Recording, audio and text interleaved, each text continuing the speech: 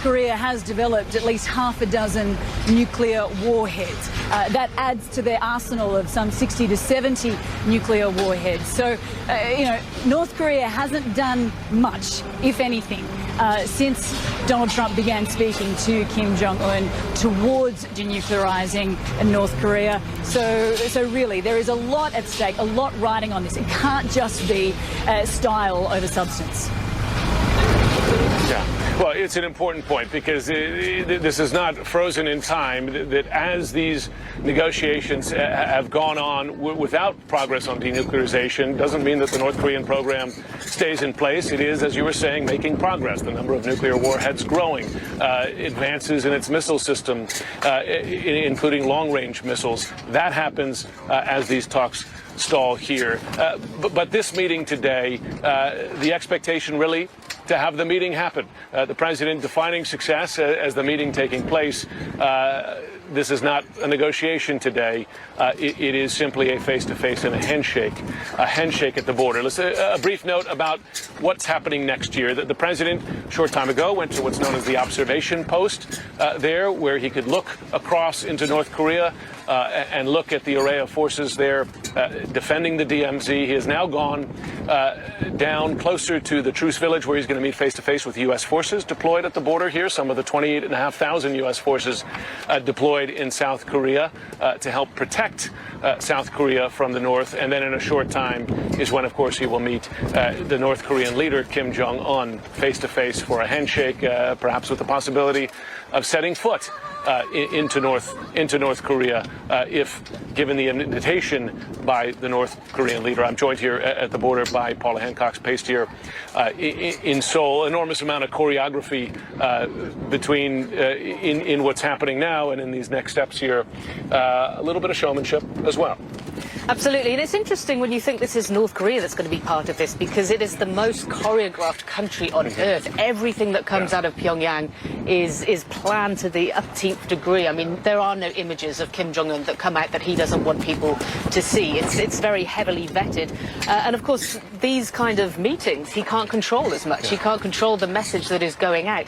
But of course, what he can do is he can take this back to his people, and he can show the rest of the world the US president has come to the DMZ, has come to my doorstep to see me. The North Korean leader is not someone who is prone to taking spur-of-the-moment trips, right? I mean, this is someone who is concerned about the security risks of traveling. One reason why he tends to go by train as opposed to by air. He likes having an attention to security, preparations, etc. So to respond to a presidential invitation via Twitter and within 24 hours show up at the border, describe what, if a headache is the right term, or surprise or shock that would have been to the people around him who have to make something like this happen.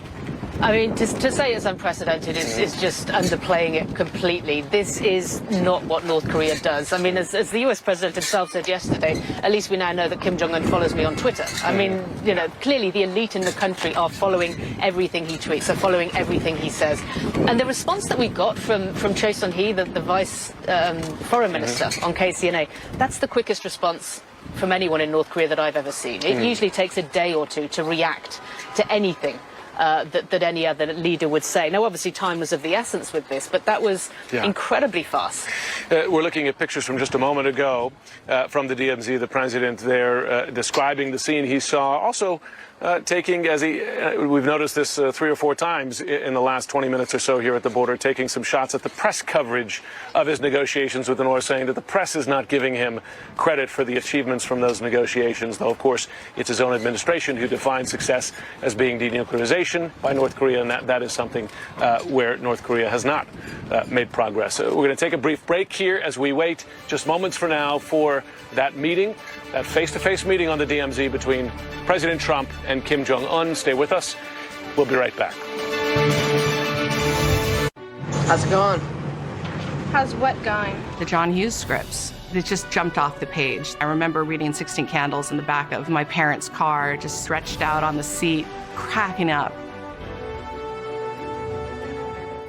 If you live with diabetes, why fingerstick when you can scan? With the Freestyle Libre 14-day system, just scan the sensor with your reader, iPhone, or Android and manage your diabetes. With the Freestyle Libre 14-day system, a continuous glucose monitor, you can check your glucose levels anytime without fingersticks. Ask your doctor to write a prescription for the Freestyle Libre 14-day system. You can do it without fingersticks. Learn more at freestylelibre.us.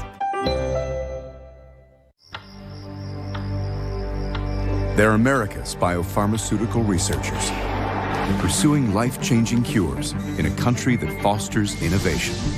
Here, they find breakthroughs, like a way to fight cancer by arming a patient's own T-cells. Because it's not just about the next breakthrough, it's all the ones after that.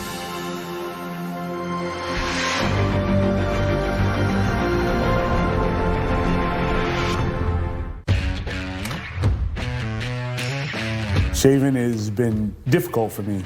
I have very sensitive skin. I get ingrown hairs. Oh, I love it. It's a great razor. It has that fence in the middle. It gives it a nice smooth shave. Just stopping that irritation, that burn that I get. I wouldn't use anything else.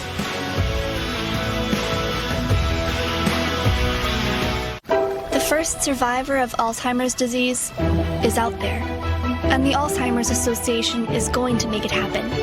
But we won't get there without you. Visit alz.org to join the fight. Since my DVT blood clot, I was thinking, could there be another around the corner? Or could it turn out differently? I wanted to help protect myself. My doctor recommended Eliquis. Eliquis is proven to treat and help prevent another DVT or PE blood clot.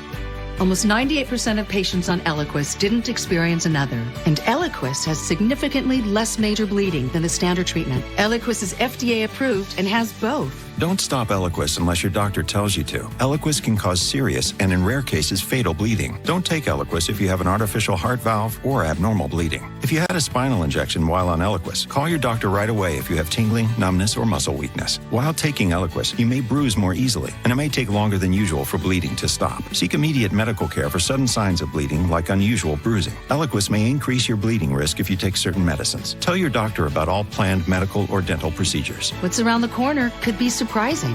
Ask your doctor about Eliquis.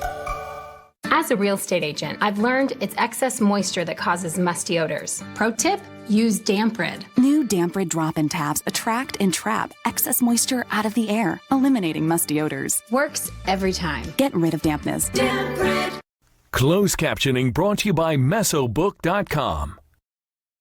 We offer a free book on mesothelioma. Call for the free book and receive so much more. Call 1-800-831-3700.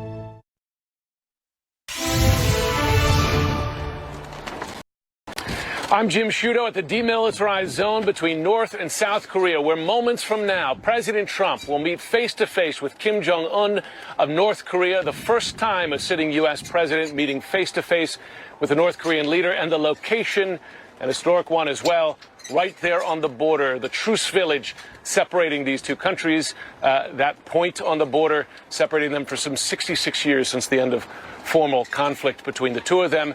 You're seeing pictures here now, President Trump at the observation post at the DMZ just a short time ago. He's going to be meeting with U.S. troops, South Korean troops as well at the border, before that handshake with the North Korean leader. We're going to bring that to you live. My colleague Anna Koren, she is in Seoul. She's been covering the events of the day, including a meeting earlier in the day between President Trump and President Moon Jae-in of South Korea. Anna, this is a moment for the U.S., for North Korea, but certainly for South Korea as well.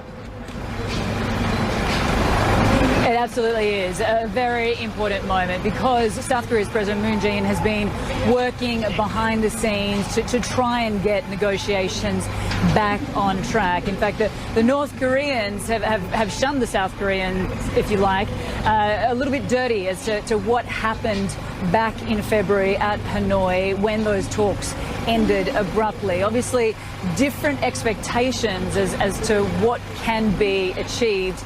and what needs to be done to move forward. But obviously there is great symbolism attached to this meeting between the US president and the North Korean leader. We heard from South Korea's President Moon a short time ago saying that this is going to be a milestone for humankind. Overreaching perhaps, but it gives you a sense of how important this moment is. Well, to discuss this further, Dooyeon Kim joins us now. She's an adjunct senior fellow with the Center for New American Security. Dooyeon, tell us the symbolism, because obviously critics are saying this is just theatrics, this is just a photo opportunity, nothing concrete. But here on the Korean Peninsula, here in South Korea, North Korea, this counts as something. This is symbolism. Right. So